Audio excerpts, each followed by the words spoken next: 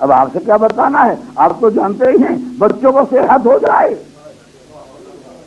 تو کیا کریں گے، شکر پروردگار کے لیے روزہ رکھیں گے، کوئی نعمت حاصل ہو جائے کیا کریں گے، سجدے پروردگار کریں گے، کیونکہ دو ہی طریقے تھے شکر پروردگار کے جو بالکل خالص اسلامی اور خالص دینی طریقے ہیں، لہذا ماہ ذی القعدہ کی 25ویں تاریخ کو ان دونوں نعمتوں کو جمع کر دیا گیا۔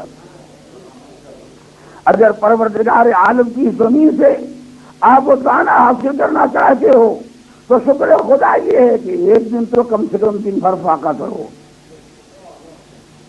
تاکہ شام کو قدر نعمت کا اندازہ ہو، تاکہ معلوم ہو کہ پروردگار عالم نے زمین کے طفیل میں تمہیں کیا نعمتیں عنایت فرمائی ہیں۔ لیکن بہترین بات یہ ہے کہ انسان ماہ ذی القعدہ کی 25ویں تاریخ کو روزہ رکھے۔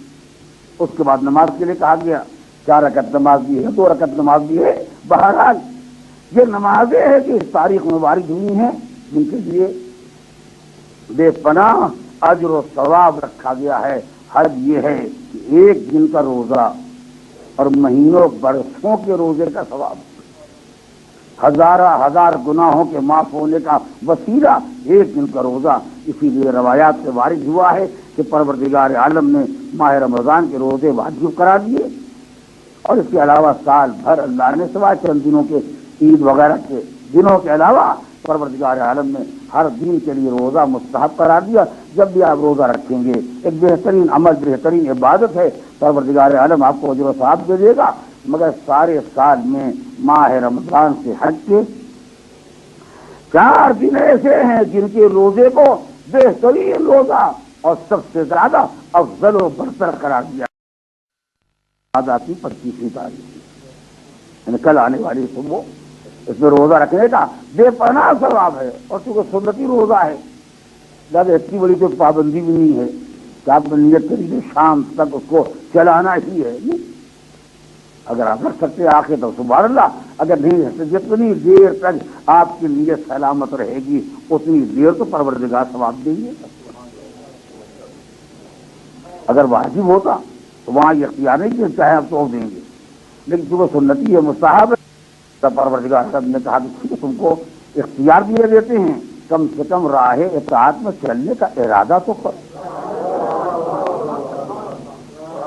کل یہ سوچ لیا پتہ نہیں شام تک چل سکے گا یا نہیں چل سکے گا، نہیں چلے گا، لیکن جہاں تک چل سکے 2 قدم آگے تو بڑھو۔ رحمت کا طریقہ یہ ہے کہ بندہ 1 قدم آگے بڑھتا ہے، رحمت 10 قدم بڑھ کے استقبال، یعنی اگر سیدھا حساب لگا لیے تو آپ کو معلوم ہو جائے گا۔ اگر بلکہ 12-14 گھنٹے کا دن بھی ہوتا ہے تو اگر 1.5 گھنٹہ بھی اب آگے بڑھ گئے اور 10 قدم رحمت سے بڑھ کے استقبال کر لیا، دن تو یوں ہی پورا ہو گیا۔ کیا پریشانی ہے۔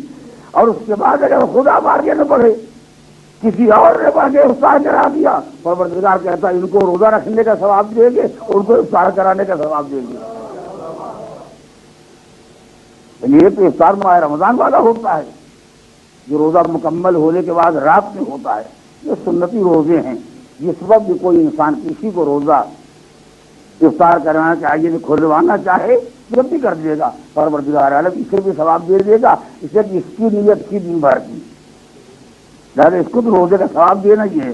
اس نے چونکہ افطار کرا دیا، اسے افطار کرانے کا ثواب دے دیا گا۔ نہ شام کا انتظار ہونے دیا، نہ شام کا انتظار انہوں نے کیا، ثواب انہیں بھی مل گیا، ثواب انہیں بھی مل گیا۔ کیا پریشانی آپ کو؟ غور کیا؟ بلکہ اگر سب یہی سمجھ لے، کہ حضرات کا تشریف فرمائے، سب یہ طے کر لے کہ کل ہم کو روزے کا ثواب بھی لینا ہے اور افطار کا ثواب بھی لینا ہے، تو کون سا مشکل کام ہے کہ اندر 5 آدمی پائے جاتے ہیں، سب نے روزے کی نیت کی۔ جب سحر کا وقت آیا اذان صبح سے پہلے سب نے روزے کی نیت کی، ایک آدھے گھنٹے کے بعد ان کو ثواب کا خیال پیدا ہو گیا، انہوں نے ان کا روزہ کھلوا دیا، 35 منٹ کے بعد ان کو خیال پیدا ہوا، ان کا روزہ کھلوا دیا، یعنی 1 گھنٹہ تمام نہ ہونے پایا، گھر کے سارے افراد کو پورے دن کے روزے کا ثواب۔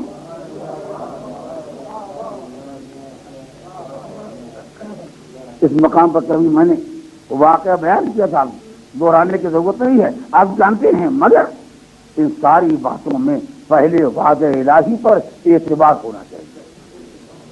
اگر بطور مزاح بطور مذاق تو بندہ اتنا اونچا بھی نہیں ہوگا کہ اللہ سے مذاق کرے. ہاں اگر ہماری نیت ثواب حاصل کرنے کی ہے، روزہ بھی رکھا ثواب کے لیے، افطار بھی کرا ہے ثواب کے لیے، لیکن اگر آپ دین و خدا کو تفریح بنا لیں، یہ تو نیت کس کے دل میں کیا ہے پروردگار جانتا ہے.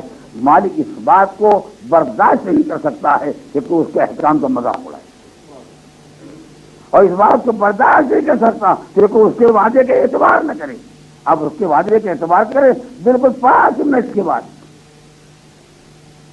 اگر آپ کسی کو افطار کرا دیں گے پروردگار ثواب دے گا، مگر ثواب کی نیت سے افطار کرائیں، روزے کا مذاق اڑانے کے لیے. نیت صاف ہونی چاہیے، خدا کے خزانے میں ثواب کی کوئی کمی نہیں ہے.